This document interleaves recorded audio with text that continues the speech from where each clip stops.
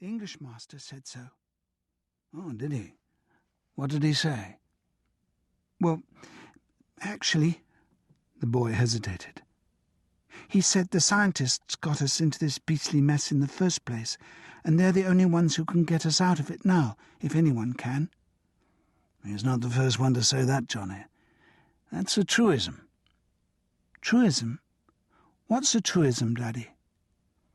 My form mistress says just the opposite. Nicky came in suddenly. She says the scientists have caused enough trouble already.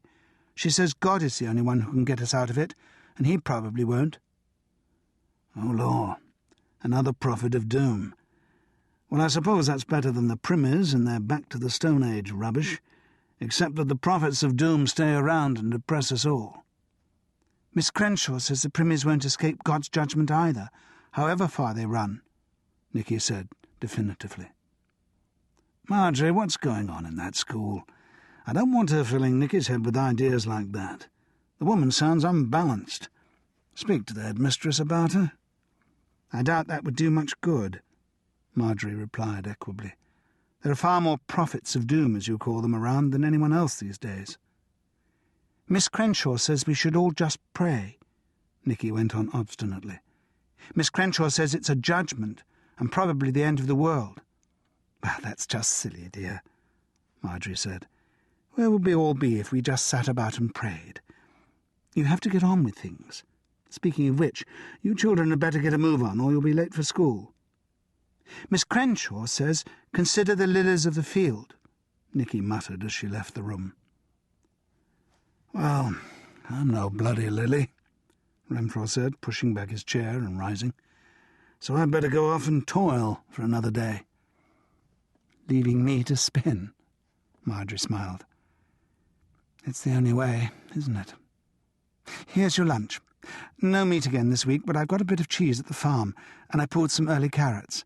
I think we may have some potatoes this year. You'd like that, wouldn't you? She reached up and kissed him. I do hope the interview goes well. Thanks, love.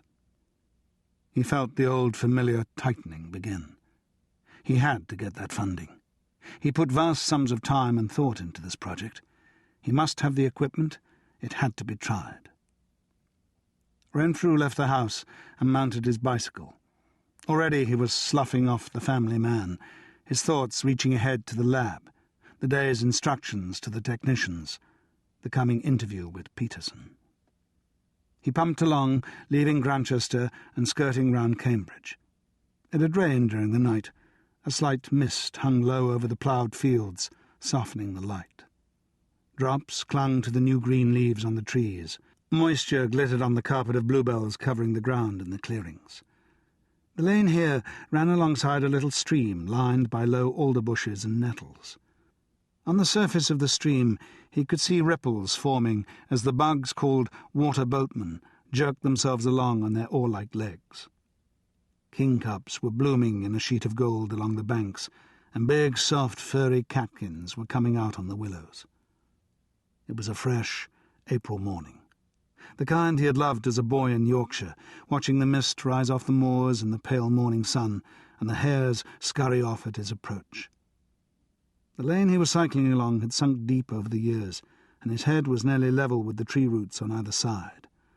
A smell of damp earth and rain-washed grass came to him, mixed with an acrid tang of coal smoke.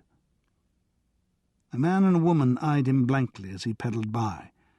They leaned idly against a sagging wood fence. Renfrew grimaced. Each month more squatters drifted into the area, thinking Cambridge was a rich town. Off to the right was the shambles of an old farmhouse. In the last week, the yawning black windows had been blocked in with newspaper, boards and rags. It was surprising squatters hadn't smelled out the place before. The last bit of cycling, nipping through the outskirts of Cambridge, was the worst.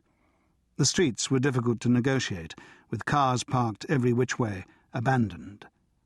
There had been a national programme to recycle them, but all Renfrew had seen coming of it was a lot of talk on television.